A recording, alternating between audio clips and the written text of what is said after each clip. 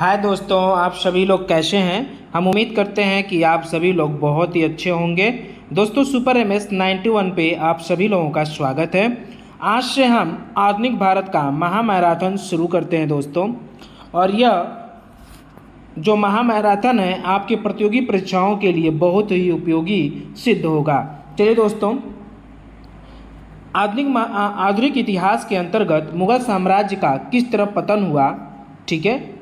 1707 से लेकर 1712 ईस्वी के बीच में किस मुगल शासक ने साम्राज्य या अपना शासन किया, उसके बारे में हम जानेंगे। देखिए, बहादुर शाह प्रथम 1707 से लेकर 1712 ईस्वी तक भारत पे शासन किया। यहाँ पे देखिए आप, लिखा है बहादुर शाह प्रथम 65 वर्ष की आयु में मुगल सम्राट बना। उसने मराठों और राजपूतों के प्रति मैत्रीपूर्ण नीति अपनाई। देखिए, मराठों और राजपूतों के से मैत्रीपूर्ण नीति अपनाई। और मराठा नेता शाहू, ठीक है, संभाजी का पुत्र था। ये शाहू कौन था? संभाजी का पुत्र था। को 1706 ईस्वी में मुगल कैद से आज़ाद किया गया। मतलब जो बहादुर शाह प्रथम था, यह मराठों के साथ अपना एक मैत्रीपूर्ण संबंध बनाए रखता था, राजपूतों के साथ भी। उसी में जो शाहू जी थे, उसको इसने कैद किया था, उसे 1706 ईस्वी में क्या कर दिया? आज़ाद कर दिया। ठीक है, चलिए देखिए आगे देखते हैं कि बहादुर शाह ने जोशुआ कोटेलार के नेतृत्व में एक डच प्रतिनिधि मंडल बहादुर शाह के दरबार में आया था। देखिए, यहाँ पे आपको याद क्या रखना है, एक डच प्रतिनिधि मंडल बहादुर शाह के दरबार में आया था, जोशुआ कोटेलार। ठीक है, चलिए आगे देखते हैं। इतिहासकार काफी खां ने बहादुर शाह को शाह बेखबर कहकर पुकारा है। देखिए, ये याद रखिएगा, बहुत इंपॉर्टेंट है। काफी खां ने बहादुर शाह को शाह बेखबर कहकर पुकारा है। ये याद रखिएगा, आपके लिए बहुत ही इंपॉर्टेंट है। ठीक है, चलिए आगे देखते हैं। बहादुर शाह के बाद कौन साम्राज्य आया, कौन शासक बना? जहांदार शाह। कौन बना? जहांदार शाह। देखिए, जहांदार शाह, देखिए लिखा है 1212 ईस्वी से 1213 ईस्वी। बहुत ही कम समय तक इसने साम्राज्य पे शासन किया है, केवल 1 वर्ष तक। ठीक है, जहांदार शाह जुल्फिकार खां की मदद से सिंहासन पर बैठा। किसकी मदद से बैठा? जुल्फिकार खां के मदद से सिंहासन पर बैठा और उसे अपना वजीर नियुक्त किया। जुल्फिकार खां को अपना वजीर नियुक्त किया। उसने आमेर के राजा मान सिंह को मिर्जा की उपाधि के साथ मालवा का सूबेदार बनाया और तथा मारवाड़ के राजा अजीत सिंह को महाराजा की उपाधि देकर गुजरात, ठीक है, महाराजा की उपाधि देकर गुजरात का सूबेदार नियुक्त किया। देखिए, जहांदार शाह जो था वो मान सिंह को मिर्जा की उपाधि दी थी। ठीक है, वहाँ देखना है, मालवा का सूबेदार बनाया तथा मारवाड़ के राजा अजीत सिंह को महाराजा की उपाधि देकर गुजरात का सूबेदार नियुक्त किया। तो जहांदार शाह बहुत कम समय तक शासन किया है, केवल 1 साल तक। ठीक है, चलिए देखिए, उसके बाद जहांदार शाह ने जजिया कर बंद करवा दिया। देखिए, बहुत ही इंपॉर्टेंट, जहांदार शाह ने जजिया कर बंद करवा दिया। देखिए, बहुत ही इंपॉर्टेंट है, जजिया कर इसने क्या कर दिया? बंद करा दिया। वह अपनी प्रेमिका लाल कुंवर से काफ़ी प्रभावित था। कौन सी इसकी प्रेमिका थी? लाल कुंवर। ठीक है, अजीम उस शान के पुत्र फर्रुखसियर ने सैयद बंधुओं की सहायता से 11 फरवरी 1713 को जहांदार शाह की हत्या कर दी। 11 फरवरी 1713 को जहांदार की हत्या कर दी। ठीक है, किसने कर दिया? पुत्र फर्रुखसियर ने सैयद बंधुओं की सहायता से। ठीक है, असीम उस शान के पुत्र ने। ठीक है, तो आप ध्यान रखिएगा कि जहांदार शाह की हत्या किसने कर दिया? फर्रुखसियर और उसके सैयद बंधुओं ने। ठीक है, मिलकर क्या किया? जहांदार शाह की हत्या कर दिया, जिसके कारण से केवल 1 साल तक इन्होंने शासन किया। जहांदार शाह को लोग लापरवाह या लंपट मूर्ख कहते हैं। देखिए, बहुत ही अच्छा प्रश्न है कि क्वेश्चन पूछता है आपसे, लंपट मूर्ख किसे कहते हैं? तो किसे कहते हैं? या लापरवाह शासक किसे कहते हैं? जहांदार शाह को। ठीक है। जहांदार शाह को लंपट मूर्ख या लापरवाह शासक कहा जाता था। अब देखिए इसके बाद जो फर्रुखसियर था वो सिंहासन पे बैठा। तो फर्रुखसियर जो सिंहासन पे बैठा, कब बैठा फर्रुखसियर सिंहासन पे बैठा है 1713 से 1719 ईस्वी तक। तो देखिए फर्रुखसियर को सैयद बंधुओं अब्दुल्ला खां, सैयद बंधु कौन कौन से, अब्दुल्ला खां एवं हुसैन अली के सहयोग से सिंहासन मिला तथा वे नृप निर्माता कहलाए। क्या कहलाए, नृप निर्माता कहलाए। तो आपसे क्वेश्चन पूछेगा फर्रुखसियर का सैयद बंधु कौन थे, तो अब्दुल्ला खां और हुसैन अली, ठीक है। इसी के काल में सिख नेता बंदा बहादुर को फांसी दी गई। देखिए क्वेश्चन पूछेगा आपसे बंदा बहादुर को किस शासक के समय में फांसी दी गई, तो उनका नाम था फर्रुखसियर के समय में क्या किया गया था, फांसी दी गई।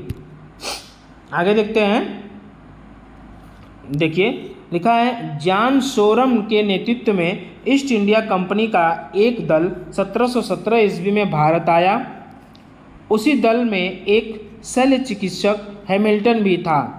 हैमिल्टन एक 3 व्यक्ति थे, तीनों ईस्ट इंडिया कंपनी से भारत में आए थे तो 1717 ईस्वी में। तो उसमें फर्रुखसियर की तबीयत सही नहीं थी।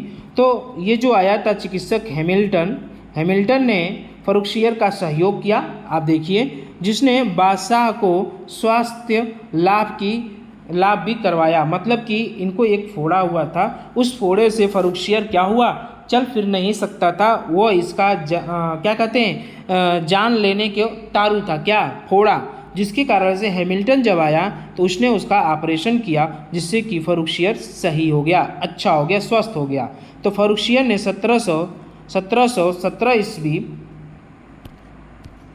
ईस्वी में ईस्ट इंडिया कंपनी के लिए व्यापारिक लाभ का शाही फरमान जारी किया जिसे कंपनी का मैग्ना कार्टा कहा गया। देखिए जो फर्रुखसियर था इसने ही ईस्ट इंडिया कंपनी के लिए एक मैग्ना कार्टा जारी किया जो कंपनी का मैग्ना कार्टा कहलाया, जिससे कि ईस्ट इंडिया कंपनी को बहुत ज़्यादा फायदा हुआ अपने व्यापार करने में। देखिए फर्रुखसियर ने सैयद बंधुओं से मुक्त होना चाहता था, मतलब फर्रुखसियर जो है जो भी उसके सैयद बंधु थे जिन्होंने उनके सिंहासन में बैठाया था उनसे वह मुक्त होना चाहता था, लेकिन सैयद बंधुओं ने पेशवा बालाजी विश्वनाथ से दिल्ली संधि करके मराठों की सहायता से, देखिए आप जो सैयद बंधु थे बहुत ही समझदार थे, सैयद बंधुओं से मुक्त होना चाहता था, लेकिन सैयद बंधुओं ने पेशवा बालाजी विश्वनाथ से दिल्ली संधि करके मराठों की सहायता से फर्रुखसियर को अंधा करवाकर उसकी हत्या कर दी। देखिए कितना बड़ा प्रश्न है, यहाँ से प्रश्न बन सकता है कि सैयद बंधुओं ने पेशवा बालाजी विश्वनाथ से दिल्ली में संधि करके मराठों की सहायता से, ठीक है, सैयद बंधुओं ने फर्रुखसियर को अंधा करवाकर, क्या करवाकर, अंधा करवाकर उसकी हत्या कर दी। आपसे प्रश्न पूछ सकता है किस शासक को उसके सैयद बंधुओं ने अंधा करवाकर उसकी हत्या कर दी, तो यह प्रश्न कौन सा है, फर्रुखसियर से संबंधित, फर्रुखसियर की हत्या कर दी गई। सैयद बंधुओं ने रफ़ी उद दरजात को मुग़ल बादशाह बनाया। किसे बनाया, इसके बाद फर्रुखसियर के बाद सैयद बंधुओं ने किसे बनाया शासक, बनाया रफ़ी उद दरजात को, क्या किया, मुग़ल शासक बनाया, मुग़ल बादशाह बनाया। ठीक है, चलिए आगे देखते हैं। देखिए बादशाह बनाया, यह सबसे कम समय तक 25 फरवरी से 4 जून 1719 ईस्वी तक शासन करने वाला मुग़ल बादशाह था। तो आपसे प्रश्न पूछ सकता है कौन सा मुग़ल शासक या बादशाह सबसे कम समय तक शासन किया है, तो रफ़ी उद दरजात, ठीक है, सैयद बंधुओं के सहयोग से।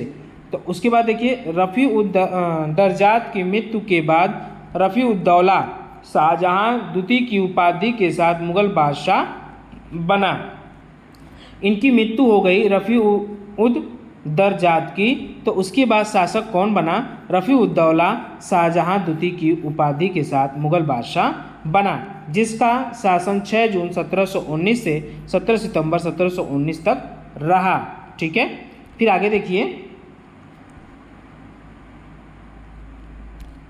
देखिए उसे दुर्बल और कायर होने के कारण घृणित कायर कहा गया। क्या कहा गया, घृणित कायर, ठीक है, घृणित कायर। चलिए आगे चलते हैं, देखते हैं मोहम्मद शाह शासक बने 1719 से लेके 1748 तक। सबसे बहुत ज़्यादा समय तक शासन किसने किया? मोहम्मद शाह ने। देखिए मोहम्मद शाह ने 1720 ईस्वी में जजिया कर को अंतिम रूप से समाप्त कर दिया। अंतिम रूप से किसने समाप्त किया जजिया कर को? मोहम्मद शाह ने। याद रखिएगा 1720 में। मोहम्मद शाह ने निजामुल मुल्क के नेतृत्व में 1722 ईस्वी में सैयद बंधुओं की हत्या करवा दी। जो सैयद बंधु थे, ठीक है, इनकी हत्या किसने कराई?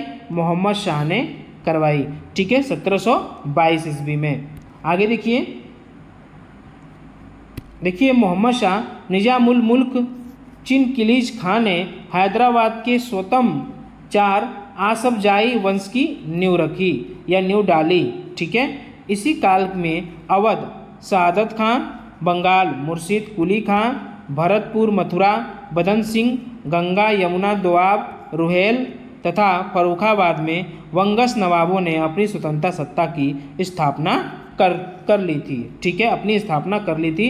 अब ध्यान रखिएगा, अवध सआदत खां, ठीक है, बंगाल मुर्शिद कुली खां, भरतपुर मथुरा बदन सिंह, गंगा यमुना दोआब रुहेल और फर्रुखाबाद में वंगस नवाबों ने अपनी स्वतंत्रता सत्ता की स्थापना कर ली थी। फिर देखिए यहाँ पे 1739 ईस्वी में नादिर शाह, फारस का शासक था ये, ठीक है, ने भारत पर आक्रमण किया और 13 फरवरी 1939 को करनाल युद्ध में नादिर शाह ने मोहम्मद शाह को पराजित कर दिया। जो नादिर शाह था वो मोहम्मद शाह को पराजित कर दिया। कब? 13 फरवरी 19 नहीं है ये 1700, ठीक है, यहाँ पे 1739 को करनाल युद्ध में नादिर शाह ने मोहम्मद शाह को पराजित कर दिया, ठीक है। यहाँ देखिए मिसप्रिंट है, यहाँ पे 17 होगा, ठीक है, 1739। नादिर शाह अवध के नवाब सआदत खां के उकसाने पर भारत आया। किसके? सआदत खां के उकसाने पर नादिर शाह कहाँ आया? भारत आया। जब उसने सआदत खां से धन मांगा तो लाचार होकर सआदत खां ने विष खाकर, देखिए बहुत महत्वपूर्ण प्रश्न है, जो सआदत खां था वो विष खाकर आत्महत्या कर लिया। मतलब जब नादिर शाह ने सआदत खां से क्या मांगा? धन मांगा, तो सआदत खां के पास पैसे थे नहीं, इस कारण से वो लाचार हुआ और विष खाकर आत्महत्या कर लिया। तो आपसे प्रश्न पूछ सकता है सआदत खां की मृत्यु कैसे हुई? विष खाकर आत्महत्या की तरफ, ठीक है। चलिए आगे चलते हैं। शाह के भारत पर आक्रमण का प्रमुख उद्देश्य धन लूटना था। नादिर शाह भारत जो आया था वो किस कारण से आया था? धन लूटने आया था। वह अपने साथ तख्ते ताउत, मयूर सिंहासन एवं कोहिनूर हीरा फारस ले गया।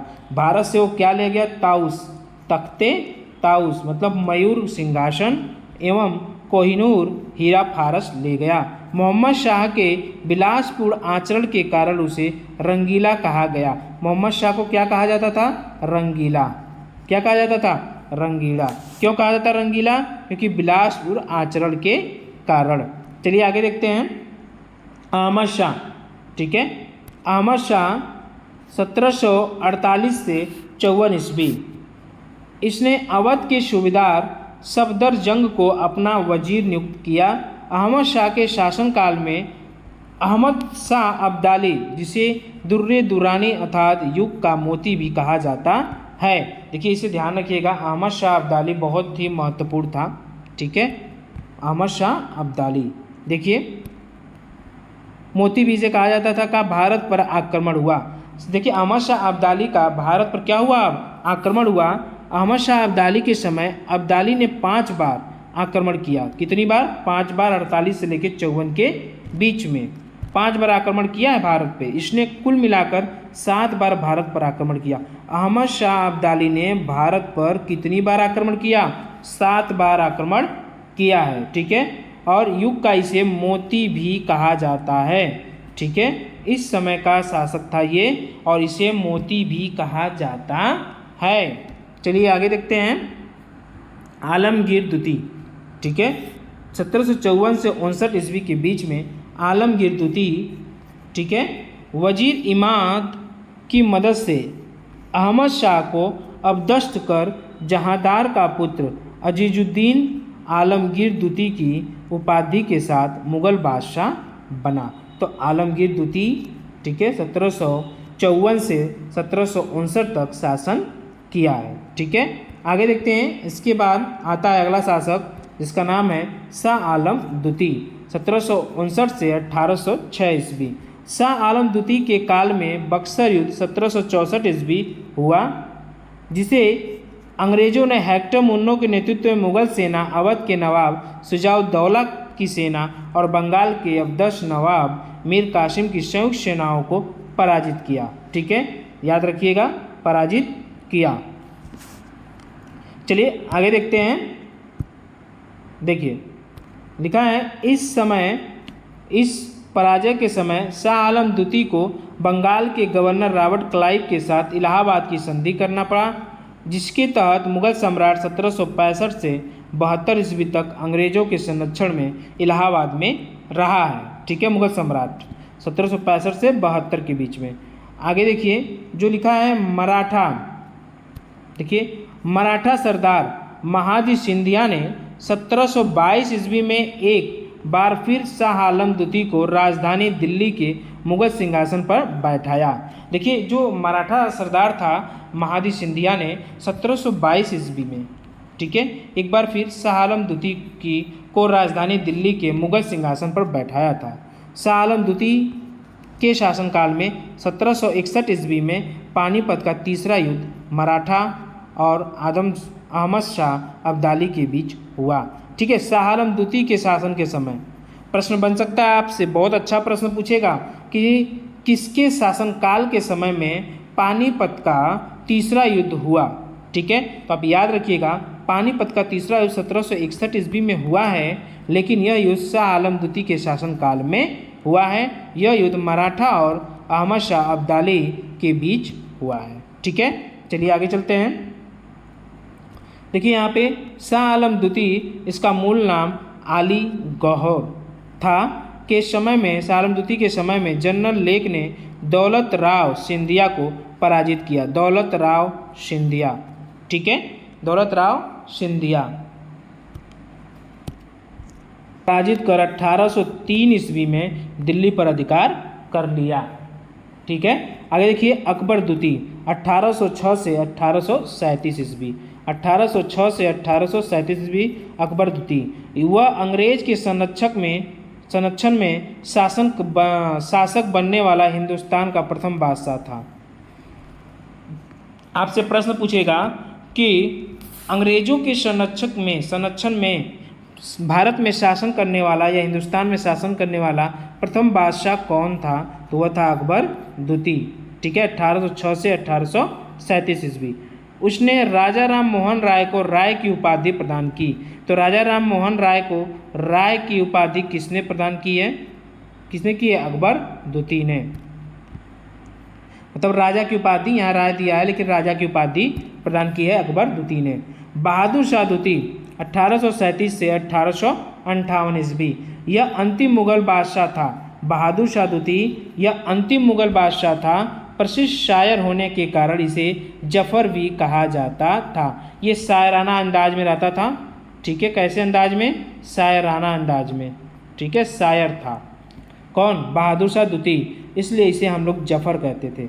1857 के विद्रोह में विद्रोहियों के साथ देने के कारण अंग्रेज सरकार ने उसे गिरफ्तार कर रंगून निर्वासित कर दिया। बहादुर शाह द्वितीय को जब वो विद्रोहियों का, मतलब जो भारतीय लोग थे, जब अंग्रेजों के खिलाफ विद्रोह किए थे, तो इन्होंने, बहादुर शाह द्वितीय ने उन विद्रोहियों का, या कह सकते हैं भारतीय लोगों का साथ दिया था, जिसके कारण से अंग्रेज सरकार ने उन्हें गिरफ्तार कर रंगून भेज दिया, निर्वासित कर दिया। ठीक है, रंगून कहाँ है? म्यांमार में, जहाँ देखिए रंगून निर्वासित कर दिया, जहाँ 1762 ईस्वी में इनकी क्या हो गई? मृत्यु हो गई बहादुर शाह द्वितीय की। अब देखिए यूरोपीय कंपनियों का भारत में आगमन। यूरोपीय कंपनियों का भारत में आगमन। ठीक है, चलिए देखिए लिखा है, भारत में यूरोपीय वाणिज्यिक कंपनियों का आगमन 15वीं शताब्दी के उत्तरार्ध में हुआ है। उनके आगमन का क्रम इस प्रकार है। देखिए कैसे कैसे कंपनियां भारत में आई। किस तरीके से आई उसके बारे में देखेंगे, कौन कौन सा उनका समय था। ठीक है, देखिए कंपनियां जो भारत में आई हैं, जो महत्वपूर्ण कंपनियां हैं, देखिए सबसे पहली कंपनी पुर्तगाली कंपनी थी। ठीक है, 1498 ईस्वी में भारत आई थी डेनिश पहले 1498 ईस्वी में आई थी। अंग्रेज कंपनी 1600 ईस्वी में आई थी और डच कंपनी 1602 ईस्वी में आई थी। ठीक है, और डेनिश जो थी वह 1616 ईस्वी में आई थी। फ्रांसीसी कंपनी जो है उसका आगमन हुआ था 1664 में और स्वीडिश कंपनी का आगमन हुआ था 1731 में। देखिए आपको ये ध्यान रखना पड़ेगा कि कौन सी कंपनी कब भारत में आई है। पुर्तगाली को याद रखिए 98 में 1400, अंग्रेज 1600 और डच 1602 में और डेनिश 1616 में, फ्रांसीसी 1664 में और स्वीडिश 1731 ईस्वी में। तो चलिए आज हम देखते हैं पुर्तगालियों के बारे में। देखिए यहाँ पे लिखा है, प्रथम पुर्तगाली वास्को डी गामा गुजराती पथ प्रदर्शक अब्दुल मनिक की सहायता से 90 दिनों की समुद्री यात्रा के बाद 14 मई 1498 ईस्वी को कालीकट केरल बंदरगाह पर उतरा। देखिए जो वास्को डी गामा था वह एक गुजराती पथ प्रदर्शक से मिला। ठीक है, मिलने के बाद उसे वह रास्ता पता चला। ठीक है, जो गुजराती पथ प्रदर्शक था उसका नाम था अब्दुल मनिक। अब्दुल मनिक की सहायता से 90 दिनों की समुद्री यात्रा करने के बाद वह 14 मई 1498 को कालीकट के बंदरगाह पर पहुंचा। वहां पर हिंदू शासक जमोरिन ने उसका स्वागत किया। ठीक है, कौन सा शासक था? जमोरिन ने उसका स्वागत किया। उसके बाद देखिए वो भारत आया, फिर चला गया, 1498 में आया और फिर वो जानते हैं जो वास्को डी गामा भारत आया था वो इतने सामान लेकर गया था। ठीक है, जब वो सामान लेकर गया कहाँ पे? पुर्तगाल गया फिर से, तो वहाँ पे वो सामान इतना बिका, इतना बिकने के बाद ठीक है जितने का वो सामान यहाँ से लिया था उसका 60 गुने, कितना गुना? 60 गुना उसका सारा क्रय निकाल कर, जितना भी आने जाने का खर्चा था वो सारा कुछ निकाल कर उसको 60 गुने का लाभ हुआ। इसलिए पुर्तगाली शासक ने इसे बहुत ही अच्छा व्यापार समझा और उसके बाद अगले पुर्तगाली व्यक्ति को उन्होंने भेजा। देखिए ये देखिए पेड्रो अल्वरेज केब्राल दूसरा पुर्तगाली था। उसके बाद कौन आया? पेड्रो अल्वरेज आया, जो 31 दिसंबर 1500 ईस्वी को भारत में आया था। ध्यान रखिएगा, एक आया 14 ठीक है 14 मई और 1498 को, और एक आया 31 दिसंबर 1500 ईस्वी को भारत आया, पेड्रो अल्वरेज। ये फ्रांसीसी डी अल्मीरा, देखिए अगला देखिए फ्रांसीसी डी अल्मीरा, ये तो पेड्रो अल्वरेज आया 1500 में, आया देखा और फिर चला गया। उसके बाद आया फ्रांसीसी डी अल्मीरा, ये प्रथम पुर्तगाली गवर्नर बन के आया था। 1505 से 1509 ईस्वी तक यहाँ शासन किया। किसके लिए? गवर्नर के रूप में, पुर्तगाली गवर्नर। तो 1505 ईस्वी में भारत आया था ये। इसने भारत में शांत जल नीति को अपनाया। देखिए ये इम्पोर्टेंट है, शांत जल नीति। शांत जल नीति को अपनाने वाला शासक या गवर्नर कौन था? Francisco de almirah. ठीक है, ये 1505 ईस्वी से 9 ईस्वी के बीच में भारत में रहा। ठीक है, आगे चलते हैं, आगे देखते हैं।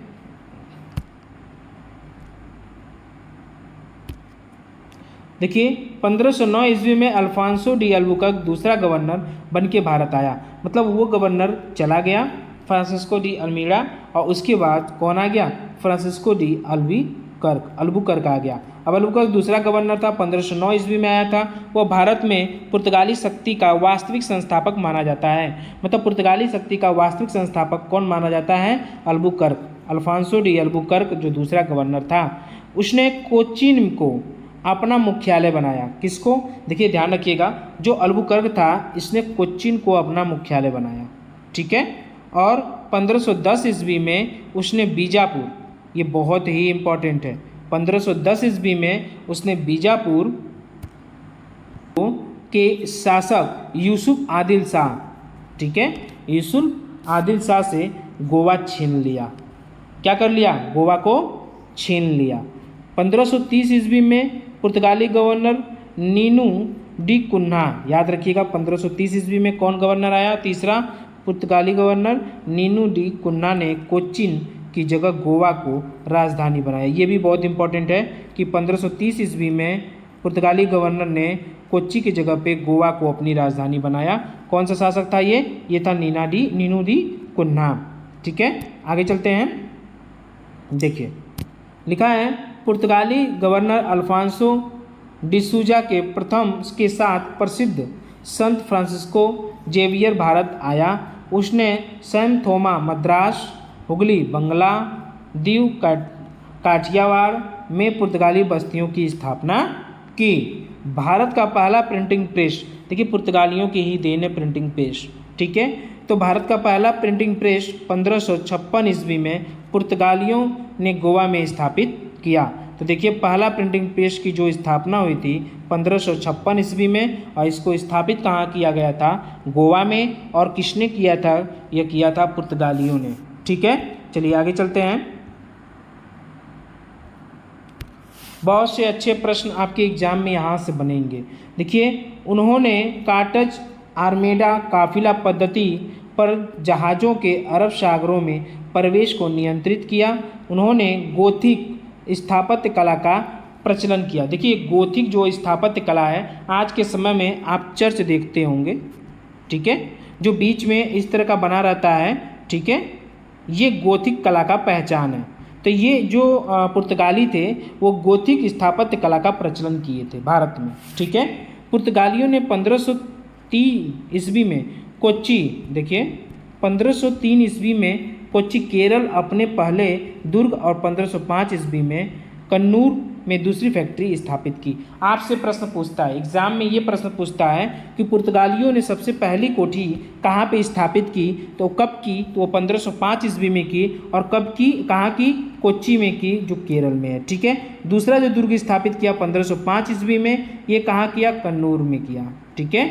दूसरा कहाँ किया? कन्नूर में स्थापित किया। चलिए आगे चलते हैं। देखिए डचों के द्वारा, पुर्तगालियों के द्वारा हमें जो प्राप्त हुआ है, उन्होंने तंबाकुओं की खेती से भारतवासियों को अवगत कराया। देखिए ध्यान रखिएगा, तंबाकू की भी खेती किसके द्वारा हमें जानकारी प्राप्त हुई है? ये प्राप्त हुई है हमें पुर्तगालियों के द्वारा। वे भारत में सबसे पहले आए और 1961 ईस्वी में गोवा छोड़कर सबसे अंत में गए। देखिए 1961 ईस्वी में गोवा आज़ाद हुआ है, और 1961 में ये सभी पुर्तगाली क्या किए? गोवा को छोड़कर अपने देश चले गए, ठीक है। सबसे पहले आए थे 1498 में, और सबसे बाद में गए, ठीक है। तो देखिए पुर्तगालियों की ये कहानी थी जो अभी हमने पढ़ा, ठीक है। तो आप ध्यान रखिएगा, तीनों गवर्नर के बारे में आप ध्यान रखिएगा। उसके बाद आपको ये भी पता होना चाहिए कि पहला पुर्तगाली गवर्नर कौन था, दूसरा पुर्तगाली गवर्नर कौन था, शांत नीति को किसने चलाया था, जल की शांत नीति, ठीक है। ये सारे प्रश्न आपके एग्जाम में पूछेंगे। चलिए आगे चलते हैं। अगला है डच, ठीक है, जिसे हम हॉलैंड वासी कहते हैं। तो डच संसद द्वारा 1602 ईस्वी में डच ईस्ट इंडिया कंपनी की स्थापना की गई। 1602 ईस्वी में डच ईस्ट इंडिया कंपनी की स्थापना हुई, और कॉर्नेलियस हाउटमैन पहला डच यात्री था जो 1556 ईस्वी में भारत पहुंचा। देखिए कॉर्नेलियस हाउटमैन जो था वो भारत आया था, लेकिन वो सबसे पहले इंडोनेशिया पहुंचा था, उसके बाद फिर भारत आया था, ठीक है। लेकिन ये ध्यान रखिएगा कि जो डच संसद द्वारा जो 1602 ईस्वी में ईस्ट इंडिया कंपनी की स्थापना हुई थी, स्थापना जो हुई थी 1602 ईस्वी में, लेकिन वो जो कॉर्नेलियस हाउटमैन है ये भारत आया था 1556 ईस्वी में। तो देखिए डच नौसेना नायक वादेर हेग ने 1606 ईस्वी में मसूलीपट्टनम में प्रथम डच कारखाना या पेत्तोपोली निजापत्तनम में दूसरा कारखाना स्थापित किया। याद रखिएगा कि वादेर हेग ने 1606 ईस्वी में मसूलीपट्टनम में पहला कारखाना, कहाँ पे? मसूलीपट्टनम, ठीक है। और दूसरा जो कारखाना है पेत्तोपोली में दूसरा कारखाना स्थापित किया। डच स्थापित कुछ अन्य कारखाने पुलिकट में 1610 ईस्वी में, सूरत में 1616 ईस्वी में, कराईकल में 1645 ईस्वी में, चिंसूरा में 1653 ईस्वी में, और कोच्चिन में 1663 ईस्वी में। मतलब कि इतनी कोठियाँ डच द्वारा स्थापित की गई थीं। आपको ये चीज़ पता होना चाहिए कि डच द्वारा जो 1616 ईस्वी में है पहला कारखाना मसूलीपट्टनम में स्थापित हुआ था। चलिए आगे चलते हैं। देखिए पुलिकट में जो ये अपनी कारखाना बनाए थे, पुलिकट में डच कारखाने को गेल्ड्रिया का किला, देखिए गेल्ड्रिया का किला, तथा चेंसुरा हुगली में गुस्ताबुल फोर्ट कहा जाता था। देखिए ध्यान से, जो ये डच कारखाने बने थे तो वहाँ पे जो पुलिकट में बना था उसे गेड्रियाल का किला कहते थे। चेनसुरा जो हुगली में बना था उसे गुस्ताबुल फोर्ट कहा जाता था या गुस्ताबुल का किला कहा जाता था। बंगाल में पिपली में पहली डच फैक्ट्री स्थापित की गई। देखिए बंगाल में जो पहली फैक्ट्री स्थापित की गई पिपली में, कहाँ पे? पिपली में। लेकिन शीघ्र ही यह बालासोर स्थानांतरित कर दी गई। उसके बाद तुरंत इसे कहाँ स्थानांतरित कर दिया गया?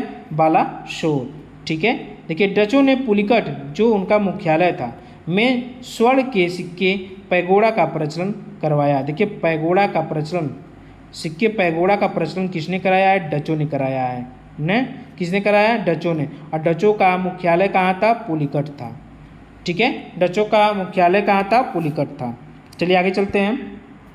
59 ईस्वी में अंग्रेजों ने डच को बेदार या पश्चिम बंगाल में के युद्ध में पराजित कर भारत में उनकी गतिविधियां समाप्त कर दी। 1759 ईस्वी में डचों की सारी गतिविधियों को बेदार के युद्ध में, देखिए पश्चिम बंगाल में ये युद्ध हुआ था बेदार के युद्ध में। 1759 ईस्वी में अंग्रेजों ने पूरी गतिविधियां क्या की? डच की समाप्त कर दी। ठीक है, अब चलते हैं अंग्रेजों का आगमन। ठीक है, देखिए इंग्लैंड में मर्चेंट एडवेंचर्स नामक व्यापारियों के एक समूह ने the governor and company of merchant of London trading into the East Indies की स्थापना की। देखिए इस कंपनी का नाम बहुत बड़ा है, लेकिन यह कंपनी इस नाम से ही स्थापित हुई थी और 1599 ईस्वी में की गई इसकी स्थापना। कब की गई? 1599 ईस्वी में। और उस समय जो महारानी एलिजाबेथ थी, अंग्रेजों की महारानी जो थी एलिजाबेथ, 1600 ईस्वी में कंपनी को, देखिए ध्यान से, कंपनी को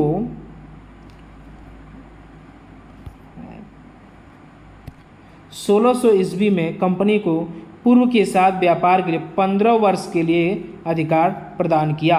मतलब यह कंपनी जो बनाई गई है, यह कंपनी 15 वर्षों तक ईस्ट में कार्य करेगी, अन्य कोई कंपनी इस अंग्रेजों की तरफ से नहीं जाएगी।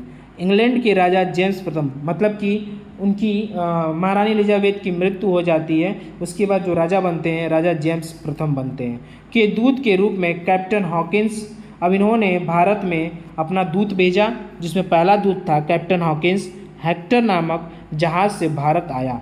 ये देखिए पहला एक अंग्रेजी व्यक्ति था जो भारत में हेक्टर नामक जहाज़ से भारत आया था। और ये कहा भी जा सकता है कि जहाज़ के द्वारा भारत आने वाला पहला अंग्रेजी व्यक्ति हॉकिंस है, कैप्टन हॉकिंस है। ठीक है, भारत आया और जहांगीर के आगरा स्थित दरबार में पहुंचा। जहांगीर के दरबार में पहुंचा, जो आगरा में उसका दरबार लगता था, वहाँ पे हॉकिंस पहुंचा। ठीक है, देखिए जो हॉकिंस पहुंचा तो जो पत्र लाया था वो पत्र अकबर के नाम पे था। ठीक है, किसके नाम पे था? अकबर। लेकिन अकबर की मृत्यु 1605 ईस्वी में ही हो गई थी। ठीक है, चलिए देखते हैं। हॉकिंस आया, जहांगीर आगरा के दरबार में पहुंचा, वहाँ उसने बादशाह से फारसी में बात की। ये इम्पोर्टेंट है, जो हॉकिंस है वो कई भाषाओं का ज्ञाता था। उसने जहांगीर से फारसी में बात की। किस में बात की? फारसी में, जिससे प्रसन्न होकर उसने 400 मनसब एवं इंग्लिश खां की उपाधि दी। मतलब कि वो जो जहांगीर था वो बहुत ही ज़्यादा इससे प्रसन्न हुआ हाकिम से, तो उसने 400 मनसब दिया और इंग्लिश खां की उपाधि भी दे दी। आगे देखिए, अंग्रेजों ने भारत में अपनी प्रथम कंपनी 1611 ईस्वी में मसूलीपट्टनम में स्थापित की थी। सबसे पहली कंपनी 1611 ईस्वी में मसूलीपट्टनम में स्थापित हुई। ब्रिटेन के राजा जेम्स प्रथम ने दूत के रूप में सर टॉमस रो को 18 सितंबर 1615 ईस्वी को सूरत भेजा। ठीक है, जो टॉमस रो दूसरा दूत था ये।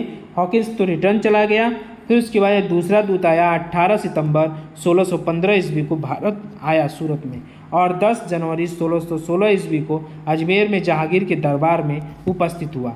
15 में सूरत आया था और 16 में जाकर जनवरी में क्या किया? जहांगीर के दरबार में पहुंचा। देखिए ये इम्पोर्टेंट है कि गोलकुंडा के सुल्तान ने 1632 ईस्वी में अंग्रेजों का सुनहरा दिया। ठीक है, गोलकुंडा के जो सुल्तान ने 1632 ईस्वी में अंग्रेज़ों को क्या किया, एक अच्छा मौका दिया, एक अच्छा जगह दिया, एक सुनहरा मौका दिया। अंग्रेज़ों ने पूर्वी तट पर अपना कारखाना 1633 ईस्वी में बालासोर एवं हरिहरपुरा में स्थापित किया।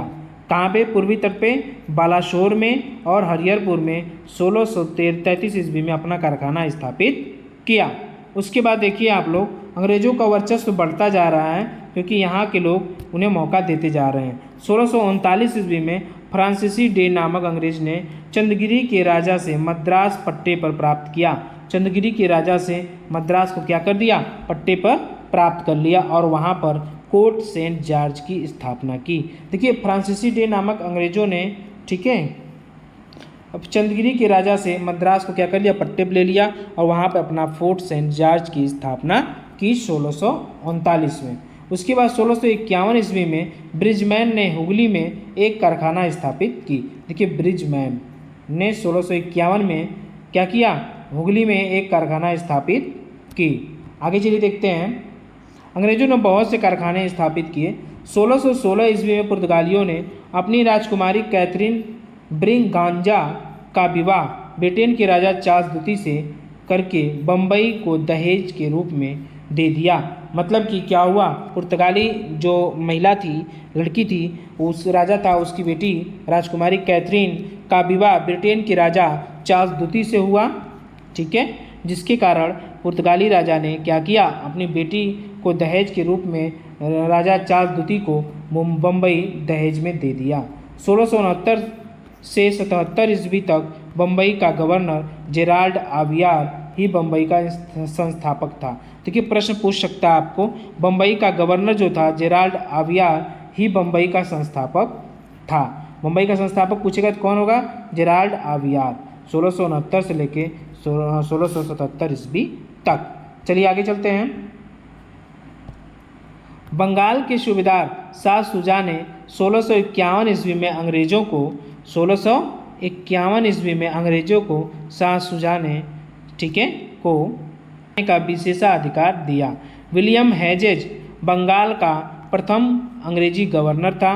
जाप चारनाक ने बंगाल में 3 गांव कालिकता, गोविंदपुर, सुतानाटी को मिलाकर आधुनिक कलकत्ता की नींव रखी। देखिए जाप चारनाक ने कलकत्ता की स्थापना की है। बंगाल में 3 गांव कालिकता, गोविंदपुर और सुतानाटी को मिलाकर आधुनिक कलकत्ता की नींव रखी, ठीक है। तो प्रश्न पूछता है कि कलकत्ता की नींव किसने रखी? जाप चारनाक ने रखी, ठीक है, रखी तथा फोर्ट विलियम का निर्माण किया। किसका निर्माण किया? फोर्ट विलियम का, ठीक है। चलिए आगे चलते हैं, जिसका पहला प्रेसिडेंट सर चार्ल्स आयर था। यूरोपियों का प्रथम फैक्ट्री, देखिए इनकी जो फैक्ट्रियां थी, पहली फैक्ट्री पुर्तगालियों द्वारा कोच्चि में 1502 में पहली कोठी स्थापित की गई, जबकि यह 1503 है, ठीक है दोस्तों। अगला देखिए डच, मसूलीपट्टनम में आंध्र प्रदेश में 1605 में अपनी फैक्ट्री स्थापित की। अंग्रेजों ने मसूलीपट्टनम में 1611 में अपनी फैक्ट्री स्थापित की। उसके बाद देखिए डेनिश ने ट्रावनकोर तंजौर में 1620 ईस्वी में अपनी फैक्ट्री स्थापित की और फ्रांसीसियों ने सूरत में 1668 ईस्वी में अपनी फैक्ट्री स्थापित की। तो आप जानते हैं पुर्तगालियों ने कोच्चि में, डच ने मसूलीपट्टनम में और अंग्रेजों ने मसूलीपट्टनम में, दोनों ने मसूलीपट्टनम में अपनी कोठी स्थापित की है, ठीक है। चलिए आगे देखते हैं अब फ्रांसीसी कंपनियां किस तरह से भारत आईं। देखिए जो फ्रांसीसी हैं, फ्रांस के सम्राट लुईस 14 के मंत्री काल्बर्ट द्वारा 1664 ईस्वी में फ्रेंच ईस्ट इंडिया कंपनी की स्थापना हुई, जिसे कंपनी देश इंड से ओरिएंटलेस कहा गया। जिस कंपनी का स्थापना किया सम्राट लुई ने अपने मंत्री काल्बर्ट के कहने पे ये कार्य किया, क्योंकि वह देखा अन्य देश किस तरीके से व्यापार भारत से कर रहे हैं और उन्हें किस तरीके से फ़ायदे हो रहे हैं, जिसके कारण से फ्रांसीसी सम्राट ने क्या किया, काल्बर्ट की बात मानकर एक कंपनी की स्थापना की। काल्बर्ट इनका मंत्री था, ठीक है। तो स्थापना की फ्रेंच ईस्ट इंडिया कंपनी की स्थापना की। ठीक है, चलिए आगे देखते हैं। देखिए, फ्रांसीसी कैरो ने 1668 ईस्वी में सूरत में अपने पहले व्यापारिक कारखाने की स्थापना की। पहला व्यापारिक कारखाना 1668 ईस्वी में फ्रांसीसी कैरो ने की। ठीक है, उनकी दूसरी, पहली तो आपको समझ में आ गया कारखाना सूरत में था 1668 में। ठीक है, दूसरी देखिए मसूलीपट्टनम में स्थापित की। दूसरी कहाँ पे की? मसूलीपट्टनम में। 1773 ईस्वी में फ्रांसिस मार्टिन ने परदुचूरी नामक एक गांव प्राप्त किया, जो आगे चलकर पांडिचेरी के नाम से जाना गया। ठीक है, पांडिचेरी के नाम से आज भी हम जानते हैं। ठीक है, 1673 ईस्वी में। चलिए आगे देखिए।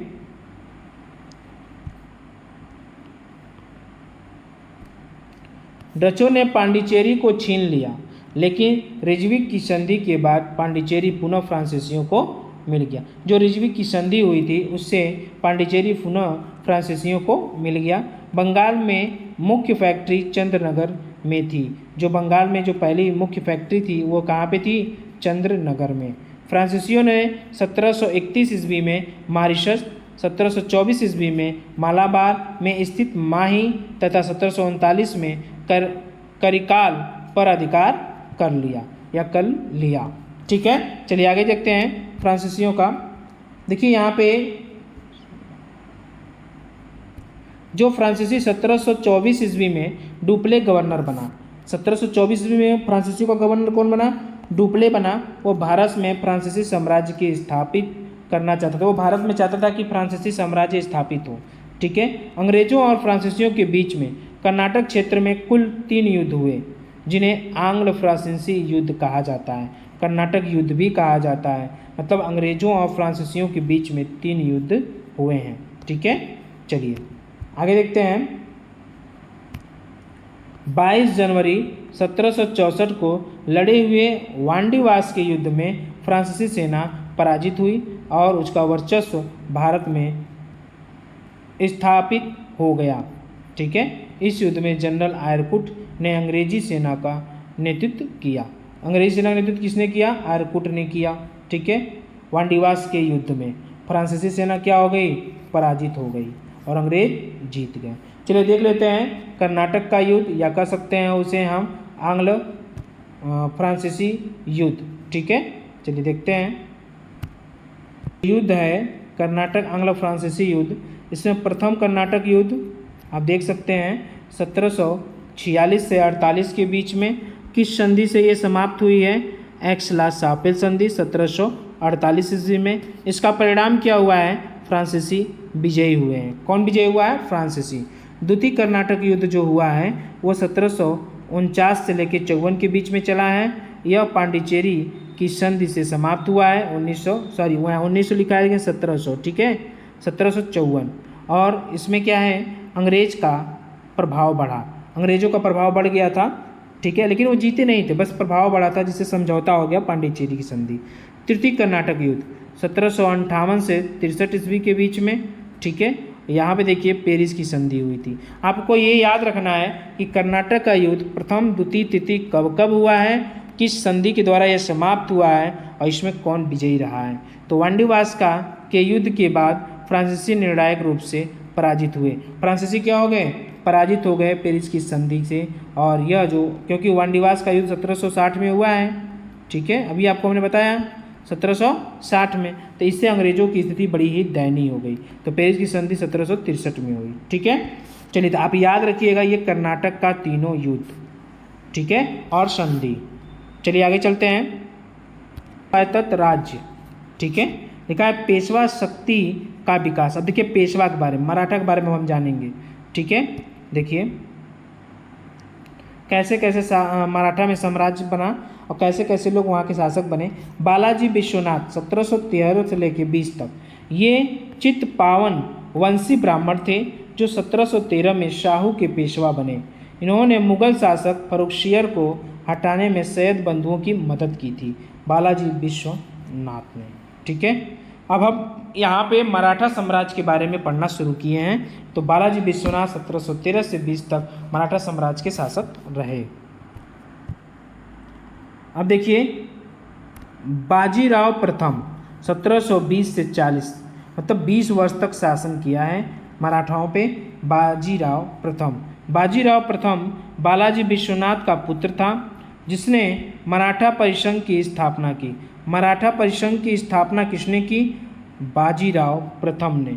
इसमें होलकर मतलब इंदौर, सिंधिया मतलब ग्वालियर, गायकवाड़ बड़ौदा तथा भोंसले नागपुर शामिल थे इनके क्षेत्र में।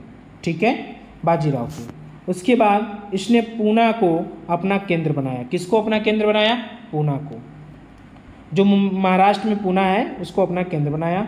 1728 ईस्वी में बाजीराव प्रथम और निजामुल मुल्क के बीच पाल खेड़ा का युद्ध हुआ, जिसमें निजामुल मुल्क पराजित हुए। ठीक है, निजामुल क्या हो गए? पराजित हो गए। 1728 ईस्वी में बाजीराव प्रथम और निजामुल मुल्क के बीच में पाल खेड़ा का युद्ध हुआ। कौन सा युद्ध हुआ? पाल खेड़ा का युद्ध। ठीक है, याद रखिएगा, पाल खेड़ा का युद्ध 1728 ईस्वी में। अब देखिए, अब आते हैं बालाजी बाजीराव, फिर बालाजी बाजीराव 1740 से लेके 61 के बीच में शासन किया है। यह राजा रामदूती का पेशवा था। इसने राज्य की संपूर्ण शक्ति अपने हाथ में ले ली तथा पेशवा के पद को वंशानुगत बनाया। देखिए, पेशवा के पद को वंशानुगत कौन बनाया? ये प्रश्न आपसे एग्जाम में पूछेगा। बालाजी बाजीराव, याद रखिएगा, बहुत अच्छा प्रश्न है। पेशवा के पद को वंशानुगत किसने बनाया? बालाजी बाजीराव ने। चलिए आगे चलते हैं। इसी के काल में पानीपत की तीसरी लड़ाई लड़ी गई थी 1761 ईस्वी में। इस युद्ध में मिली हार के बाद बालाजी बाजीराव ने आत्महत्या कर लिया था। क्या कर लिया? आत्महत्या कर लिया था। उसके बाद बाजीराव द्वितीय अंतिम पेशवा था, जिसे अंग्रेजों ने, बाजीराव द्वितीय क्या था? अंतिम पेशवा था, जिसे अंग्रेजों ने पिट्ठू नामक स्थान पर निर्वासित कर दिया। अंततः 1818 ईस्वी में पूना अंग्रेजों को मिल गया। इस प्रकार मराठा परिसंघ समाप्त हो गया। इस प्रकार मराठा परिसंघ क्या हो गया? समाप्त हो गया। और इसी के बीच में मराठाओं का 3 युद्ध हुआ। ठीक है, चलिए देखते हैं युद्ध जो है आंग्ल मराठा युद्ध। इसमें देखिए, युद्ध में प्रथम जो युद्ध हुआ था 1761 ईस्वी में, इस जो संधि है जिससे युद्ध प्रारंभ हुआ था, युद्ध प्रारंभ हुआ था सूरत की संधि से। और यह संधि से, लेकिन समाप्त किस संधि से हुई थी? सालबाई की संधि से। तो आप कह सकते हैं आंग्ल मराठा युद्ध, जो पहला आंग्ल मराठा युद्ध हुआ था 1761 ईस्वी में हुआ था, और यह सूरत की संधि से प्रारंभ हुआ था, सालबाई की संधि से समाप्त हुआ था। और इसमें बंगाल का गवर्नर वारेन हेस्टिंग था। उसके बाद द्वितीय जो युद्ध हुआ था वो 1803 से लेकर 6 बेसिन की संधि से प्रारंभ हुआ था और राजघाट की संधि से ये समाप्त हुआ था। इसमें समकालीन जो बंगाल का गवर्नर था जॉर्ज बार्लो था। ठीक है, उसके बाद देखिए बेसिन की संधि बाजीराव द्वितीय और अंग्रेजों के बीच में हुआ था ये। उसके बाद देखिए तृतीय युद्ध जो हुआ था 1817 से लेकर 18 के बीच में, और इसमें समकालीन बंगाल का गवर्नर कौन था? Lord Hastings. ठीक है, तो आपको जो बंगाल मराठा संघर्ष का जो 3 युद्ध हुए हैं, इन तीनों युद्ध का संधि के द्वारा प्रारंभ हुआ और किस संधि के द्वारा समाप्त हुआ, ये आपको याद रखना चाहिए। ठीक है, और कौन उसमें समकालीन गवर्नर था। ठीक है, और यहाँ पे सन जरूर याद रखिएगा। ठीक है, चलिए आगे चलते हैं हम लोग अपने आगे बारे में। लिखा है अवध को अंग्रेजी और मराठा राज्यों के बीच होने के कारण बफर राज्य कहा जाता है। अब आपसे प्रश्न पूछेगा कि बफर राज्य किसे कहते हैं? बफर राज्य किसे कहते हैं? वो कहते हैं अवध को। बफर राज्य किसे कहते हैं? अवध को कहते हैं। क्यों कहते हैं? क्योंकि अंग्रेजों और मराठा राज्यों के बीच में होने के कारण इसे बफर राज्य कहा जाता है। ठीक है, शहादत खां बुरहान मुल्क ने अवध को 1732 ईस्वी में स्वतंत्र घोषित किया था। कैसा घोषित किया था? स्वतंत्र घोषित किया था। शहादत खां बुरहान मुल्क ने अवध को 1732 ईस्वी में स्वतंत्र घोषित किया था। ठीक है, आगे देखते हैं। शहादत खां के बाद सफदर जंग अबुल मसूर खां अवध का नवाब बना। फिर इसका पुत्र शुजाउद्दौला अवध का नवाब बना। ठीक है, देखिए पहले शहादत खां के बाद सफदरजंग, ठीक है, अवध का नवाब बना और फिर इसका पुत्र शुजाउद्दौला अवध का नवाब बना 1754 से लेके 1775 ईस्वी तक। शुजाउद्दौला ने वारेन हेस्टिंग के साथ 1773 ईस्वी में बनारस की संधि की। देखिए 1773 ईस्वी में किसकी संधि हुई? बनारस की संधि हुई थी शुजाउद्दौला और वारेन हेस्टिंग के साथ। ठीक है, आगे चलते हैं। देखिए 1775 ईस्वी में अवध के नवाब आसफउद्दौला ने फैजाबाद की जगह लखनऊ को राजधानी बनाया। किसको? लखनऊ को राजधानी बनाया। तो लखनऊ को राजधानी कौन से नवाब ने बनाया? अवध का नवाब आसफउद्दौला ने बनाया, जहां उसने इमाम बाड़ा का निर्माण करवाया। अब प्रश्न बहुत अच्छा है, इमाम बाड़ा का निर्माण किसने करवाया? आसफउद्दौला ने करवाया है। नवाब आसफउद्दौला ने इमाम बाड़ा का निर्माण करवाया। ठीक है, आगे देखते हैं। वाजिद अली शाह, देखिए वाजिद अली शाह अवध का अंतिम नवाब बना। देखिए याद रखिएगा, वाजिद अली शाह जो है अवध का अंतिम नवाब है। इसी के शासनकाल में अवध का कुशासन का इल्ज़ाम लगाकर अंग्रेज़ों ने इसे 1856 में ब्रिटिश शासन में मिला लिया। कि कौन से शासन में? ब्रिटिश शासन में इसको क्या कर लिया? 1856 में मिला लिया। ठीक है, आगे चलते हैं। मैसूर का देखते हैं। मैसूर कहाँ है? कर्नाटक में है। ठीक है, मैसूर कहाँ है? कर्नाटक में है। देखिए हैदर अली 1775 ईस्वी में डिंडुगुल के किले का फौजदार बना तथा 1761 ईस्वी में वह मैसूर का शासक बना। तो मैसूर का शासक 1761 ईस्वी में कौन बना? हैदर अली बना। ठीक है, आगे देखिए। हैदर अली ने प्रथम आंग्ल मैसूर युद्ध में अंग्रेज़ों को हराया। हैदर अली ने प्रथम आंग्ल मैसूर युद्ध हुआ, मतलब मैसूर युद्ध 4 हुए हैं, उसमें से प्रथम जो मैसूर युद्ध हुआ था हैदर अली ने लड़ा था, उसमें अंग्रेज़ों को हराया था। दूसरे आंग्ल मैसूर युद्ध में जनरल आइकुट ने पोर्टनोवा के युद्ध में 1781 ईस्वी में हैदर अली को परास्त किया। देख लीजिए आप, जनरल आइकुट ने पोर्टनोवा के युद्ध में 1781 ईस्वी में हैदर अली को पराजित कर दिया। अंततः हैदर अली की मृत्यु हो गई। तो आप ये ध्यान रखिएगा कि प्रथम आंग्ल मैसूर युद्ध, ठीक है, प्रथम आंग्ल मैसूर युद्ध हुआ, ठीक है, फिर द्वितीय आंग्ल मैसूर युद्ध हुआ। जो प्रथम आंग्ल मैसूर युद्ध हुआ था वो 1769 में हुआ था, मतलब 67 से लेके 69 के बीच में हुआ था। और ये 1781 से लेके 82 में तो हैदर अली की मृत्यु हो गई, मतलब 84 तक युद्ध चला। ठीक है, चलिए आगे चलते हैं। जाती तो उसका बेटा सुल्तान आता है और टीपू एक पढ़ा लिखा योग्य शासक था। टीपू सुल्तान जो था हैदर अली का बेटा था और ये एक पढ़ा लिखा योग्य शासक था। उसे अरबी, फारसी, उर्दू, कन्नड़ भाषाओं का ज्ञान था। उसने नई मुद्रा, नई मापतौल की इकाई, नवीन संवत का प्रचलन करवाया। ठीक है, कौन? टीपू सुल्तान। टीपू सुल्तान ने सिंगरी की जगत गुरु शंकराचार्य के सम्मान में मंदिरों का पुनर्निर्माण कराया। इसने सिंगरी में देवी शारदा की मूर्ति का निर्माण के लिए धन दिया। टीपू ने फ्रांसीसी क्रांति से प्रभावित होकर श्रीरंगपट्टनम में जैकोबियन क्लब की स्थापना की। देखिए श्रीरंगपट्टनम में कौन से क्लब की? जैकोबियन क्लब की रचना क्या की? स्थापना की क्रांति के लिए, जिससे कि वहाँ पे हमारे जो सैनिक बल हैं वो मजबूती से अपनी ट्रेनिंग या तैयारी कर सकें। उसका सदस्य बना और स्वयं को नागरिक टीपू कहने लगा। स्वयं को क्या कहे? स्वयं को टीपू कहने लगा।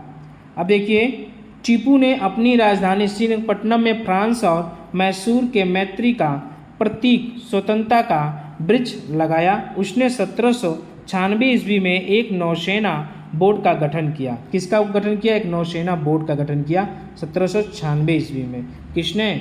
टीपू सुल्तान ने। टीपू ने द्वितीय आंग्ल मैसूर युद्ध में कैप्टन मेंडोज ने टीपू को पराजित किया और श्रीरंगपट्टनम की संधि की। क्या कि दूसरी जो युद्ध हुई थी आंग्ल मैसूर युद्ध, उसमें टीपू सुल्तान पराजित हुआ था, जिसके कारण से श्रीरंगपट्टनम की संधि हुई। और ये जो संधि हुई थी इसी में संधि में यह शामिल था। ठीक है, आगे देखिए कि टीपू ने अंग्रेजों को 3 करोड़ रुपए देगा। जब तक वह रकम नहीं दी जाएगी टीपू के दो पुत्र अंग्रेज़ों के कब्जे में रहेंगे। अंग्रेज़ों के जो दो बेटे, टीपू के जो दो बेटे थे, वह कहा कि ये संधि तो ठीक है श्रीरंगपट्टनम की, लेकिन इसमें एक मुख्य बात है, जब तक 3 करोड़ रुपए टीपू अंग्रेज़ों को नहीं देगा तब तक इनके दो बच्चे, दो पुत्र अंग्रेज़ों के कब्जे में रहेंगे। चतुर्थ आंग्ल मैसूर युद्ध में टीपू मारा गया। चौथा जब आंग्ल मैसूर युद्ध होता है तो टीपू उसमें क्या होता है, मारा जाता है। ठीक है, अब देखिए कि अंग्रेज़ों ने वांडियास वंश के एक बालक कृष्णराज को मैसूर की गद्दी पर बैठाया। किस पर बैठाया, मैसूर के गद्दी पे बैठाया। मैसूर जीतने की खुशी में आयरलैंड के लॉर्ड समाज वेल्जरी को मर्क्यूअस की उपाधि प्रदान की गई। किसकी, मर्क्यूअस की उपाधि प्रदान की गई मैसूर जीतने की खुशी में आयरलैंड के लॉर्ड समाज वेल्जरी को। ठीक है, चलिए आगे चलते हैं। मैसूर युद्ध, ठीक है, देखिए आंग्ल मैसूर युद्ध जो है, इसमें प्रथम मैसूर युद्ध 1767 से 69। मैसूर शासक कौन था, हैदर अली। ठीक है, और ये गवर्नर कौन था, लॉर्ड वेरेल्स था। और संधि जो हुई थी, मद्रास की संधि हुई थी। इसमें अंग्रेज क्या हो गए थे, पराजित हो गए थे, क्योंकि हैदर अली बहुत ही मजबूत, बहुत ही समझदार शासक था। दूसरा जो आंग्ल मैसूर युद्ध हुआ 1780 से 84 के बीच में चला, और मैसूर जो शासक था ये वारन हेस्टिंग दिया है, जबकि ये नहीं होगा। यहाँ पे कौन था, हैदर अली था। कौन था, हैदर अली। ठीक है, सॉरी, हैदर अली शासक था द्वितीय आंग्ल मैसूर युद्ध में, लेकिन मंगोल की संधि हुई और हैदर अली इसमें मारा गया। ठीक है, उसके बाद तृतीय आंग्ल मैसूर हुई 90 से 92 में। टीपू को सुल्तान शासक ला और लॉर्ड कॉर्नवालिस गवर्नर था। श्रीरंगपट्टनम की संधि हुई और टीपू पराजित हुआ। ठीक है, उसके बाद चतुर्थ आंग्ल मैसूर युद्ध हुआ, कब हुआ, 94 में। टीपू सुल्तान और लॉर्ड वेल्जरी के बीच में सहायक संधि हुई, टीपू की मृत्यु हो गई। ठीक है, टीपू की क्या हो गई, मृत्यु हो गई। तो आंग्ल मैसूर युद्ध आप याद रखिएगा, चारों मैसूर युद्ध बहुत ही इंपॉर्टेंट हैं। ठीक है, ये हैदर अली, ये भी हैदर अली, ये टीपू सुल्तान और ये टीपू सुल्तान, इतना आपको याद रखना है। और कौन सी संधि से ये समाप्त हुआ, मद्रास की ट्रीटी, और उसके हैदराबाद श्रीरंगपट्टनम की संधि तीसरा, और फिर सहायक संधि। चलिए ठीक है, आगे चलते हैं अपने हम अगले टॉपिक पे। चलिए देखते हैं अब पंजाब राज्य को। ठीक है, देखिए गुरु गोविंद सिंह की मृत्यु के बाद उनके शिष्य बंदा बहादुर ने सिखों का नेतृत्व संभाला। देखिए ये बंदा बहादुर जो हैं, इन्होंने गुरु गोविंद सिंह के बाद क्या किया, सिखों का नेतृत्व संभाला। बंदा बहादुर सिखों का पहला राजनीतिक नेता था। ठीक है, ये पहला राजनीतिक नेता था जो बंदा बहादुर सिखों का था। ठीक है, जिसने प्रथम सिख राज्य की स्थापना की। प्रथम सिख राज्य की स्थापना किसने किया, बंदा बहादुर ने किया। ठीक है, चलिए आगे देखते हैं। लिखा है 1716 ईस्वी में फर्रुखसियर द्वारा बंदा बहादुर की हत्या कर दी गई। देखिए फर्रुखसियर ने बंदा बहादुर की हत्या कर दी। कब कर दी, 1716 ईस्वी में। कपूर सिंह के नेतृत्व में 1748 में दल खालसा की स्थापना हुई। किसकी स्थापना हुई, दल खालसा की। कपूर सिंह की मृत्यु के बाद जस्सा सिंह अहलूवालिया ने दल खालसा को 12 स्वतंत्र मिसलों में विभाजित कर दिया। 12 स्वतंत्र मिसलों में, कितने, 12 स्वतंत्र मिसलों में विभाजित कर दिया। देखिए आप, 12 स्वतंत्र मिसलों में विभाजित कर दिया, जिसमें भंगी मिसल सबसे शक्तिशाली था। याद रखिएगा, भंगी मिसल सबसे शक्तिशाली था। सुरचकिया मिसल को आधुनिक पंजाब के निर्माण का श्रेय दिया जाता है। जो सुरचकिया मिसल को आधुनिक पंजाब के निर्माण का सबसे अधिक श्रेय दिया जाता था। अब महाराजा रणजीत सिंह जो 1792 से 1839 के बीच में थे। रणजीत सिंह का जन्म 2 नवंबर 1780 ईस्वी को हुआ। उनके पिता मान सिंह थे। रणजीत सिंह सुरचकिया मिसल के थे। किसके, सुरचकिया मिसल के थे। रणजीत सिंह भंगी मिसल से लाहौर और अमृतसर छीनकर लाहौर को अपनी राजधानी बनाया। देखिए रणजीत सिंह बहुत शक्तिशाली शासक थे। ये भंगी मिश्र जो बहुत उस समय का शक्तिशाली मिश्र था, उससे लाहौर और अमृतसर छीन लिया और लाहौर को अपनी राजधानी बनाया। ठीक है, रणजीत सिंह ने। उसके बाद देखिए कि अफगान के शासक शाह सुजा ने रणजीत सिंह को कोहिनूर हीरा दिया। कौन सा हीरा दिया? कोहिनूर हीरा दिया शाह सुजा ने। फौज-ए-आइना रणजीत सिंह की स्थायी सेना थी। कौन सी सेना? फौज-ए-आइना। उन्होंने लाहौर में तोप निर्माण का एक कारखाना भी खोला। देखिए लाहौर में तोप निर्माण का कारखाना भी खोला और रणजीत सिंह की फौज-ए-आइना रणजीत सिंह की एक स्थायी सेना थी। ठीक है, आगे देखिए लिखा है रणजीत सिंह की सरकार एक खालसा कहलाती थी। देखिए सरकार एक खालसा कहलाती थी। उन्होंने नान का शाही सिक्के चलवाए। कौन से सिक्के चलवाए? नान का शाही सिक्के चलवाए। 1839 ईस्वी में रणजीत सिंह की मृत्यु के बाद उनके उत्तराधिकारियों का क्रम था खड़क सिंह। इनके बाद कौन आया? इनका उत्तराधिकारी खड़क सिंह, नौनिहाल सिंह, उसके बाद शेर सिंह और उसके अंत में आया था दिलीप सिंह। मतलब कि इनके 4 उत्तराधिकारी हुए। ठीक है, चलिए आगे चलते हैं। देखते हैं आंग्ल सिख युद्ध। आंग्ल जो सिख युद्ध हुए थे उनके बारे में देखते हैं। प्रथम आंग्ल सिख युद्ध 1845 से 46 के बीच में हुआ था। जो सिख शासक था वो दिलीप सिंह था। ठीक है, कौन था? दिलीप सिंह। और उसका वजीर था लाल सिंह और सेनापति था तेजा सिंह। ठीक है, उसमें गवर्नर था लॉर्ड हार्डिंग और जो संधि हुई थी लाहौर की संधि। अंग्रेजों ने दिलीप को महाराजा की पदवी दी। अंग्रेजों ने किसकी पदवी दी? दिलीप को महाराजा की पदवी दी। ठीक है, लाहौर की संधि हुई। उसके बाद द्वितीय आंग्ल सिख युद्ध हुआ 1848 से 69 के बीच में दिलीप सिंह के साथ, और यह लॉर्ड डलहौजी गवर्नर थे उस समय। और यह संधि कौन सी थी? अमृतसर की संधि थी। और दिलीप सिंह से कोहिनूर हीरा लेकर ब्रिटिश राज मुकुट में लगा दिया गया। मतलब कि ले लिया गया दिलीप से कोहिनूर का हीरा। और इसी समय इसके बाद चिलियाना वाला युद्ध हुआ, रामनगर का युद्ध हुआ और गुजरांव वाला युद्ध हुआ। ठीक है, सिखों के द्वारा मुख्य रूप से आप याद रखिएगा 2 युद्ध, प्रथम सिख युद्ध और द्वितीय आंग्ल सिख युद्ध। इस युद्ध में 1845 से 46, 1848 से 69। याद रखना है कि सिख शासक कौन था? वो दिलीप सिंह था। कौन था? दिलीप सिंह।